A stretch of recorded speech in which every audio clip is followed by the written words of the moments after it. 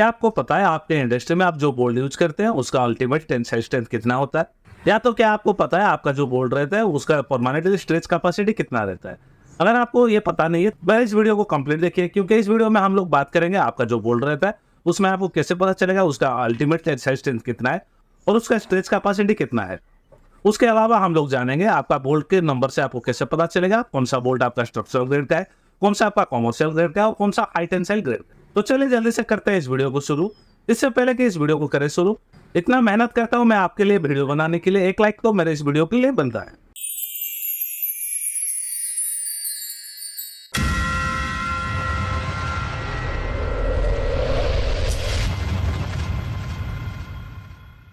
Normally market में 3 grade के bolt available रहते हैं। सबसे पहला जो ग्रेड रहता है वो रहता है 4.6 ग्रेड। दूसरा जो ग्रेड रहता है वो रहता है 8.8 ग्रेड और तीसरा जो ग्रेड रहता है वो रहता है 12.9 ग्रेड। आप लोगों ने नोटिस किया होगा बोल्ट के हेड में ये सब ग्रेड का नंबर लिखा जाता है। सबसे पहले हम लोग जानेंगे जो ग्रेड लिखा जाता है बोल्ट में उसमें जो पहला डिजिट रहता है और जो दूसरा डिजिट रहता है वो दोनों डिजिट का मतलब क्या होता है।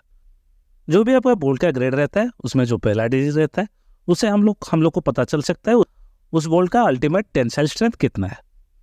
इसको जानने का बहुत ईजी फॉर्मूला है। जो आपका पहला डिजिट रहता है उसमें हम लोग 100 मल्टीप्लाई कर देंगे। जैसे आपका 4.6 का बोल्ट था उसमें पहला डिजिट था 4, उसमें हम लोग मल्टीप्लाई करेंगे 100 तो उसका यूनिट रहेगा 400 मेगापास्कल। इसका मतलब अगर आपका 4.6 ग्रेड का बोल्ट है तो उसको मैक्सिमम अल्टीमेट टेंसाइल स्ट्रेंथ रहेगा 400 मेगापास्कल। उसी तरह अगर आपका 8.8 का बोल्ट है तो पहला डिजिट हो गया 8, उसमें हम लोग मल्टीप्लाई करेंगे 100 तो आपका जो फाइनल आंसर हो गया वो हो गया 800 मेगापास्कल। तो उस बोल्ट का जो टेंसाइल स्ट्रेंथ है वो 800 मेगापास्कल। उसी तरह अगर आपका 12.9 का बोल्ट है तो उस पर 12 में हम लोग मल्टीप्लाई कर देंगे 100 तो आपका आंसर हो गया 1200 मेगापास्कल। तो उस बोल्ट का जो टेंसाइल स्ट्रेंथ है उसका कैपेसिटी है 1200 मेगापास्कल। इस तरह से हम लोग को बोल्ट का जो ग्रेड रहता है उसके पहले नंबर से उस बोल्ट का टेंसाइल स्ट्रेंथ पता चल सकता है। उसके बाद जो दूसरा डिजिट रहता है वो भी बहुत ही ज़्यादा इंपॉर्टेंट है।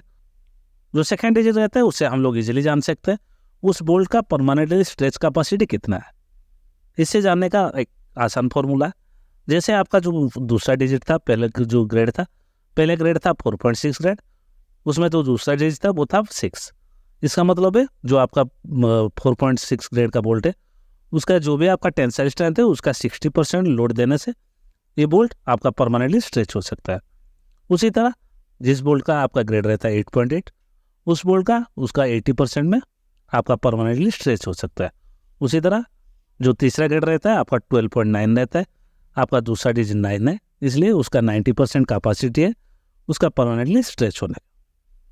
तो आज के इस वीडियो में हम लोगों ने बात किया जो भी आपके बोल्ट का ग्रेड रहता है वो सब ग्रेड का मतलब क्या होता है। अगर ये वीडियो आपको थोड़ा ही पसंद है या तो आप लोगों ने इस वीडियो से कुछ भी नहीं सीखा और मेरे चैनल को सब्सक्राइब कर लीजिए ऐसे ही बहुत सारे टेक्निकल और थियोरेटिकल वीडियो आगे भी देखने के लिए।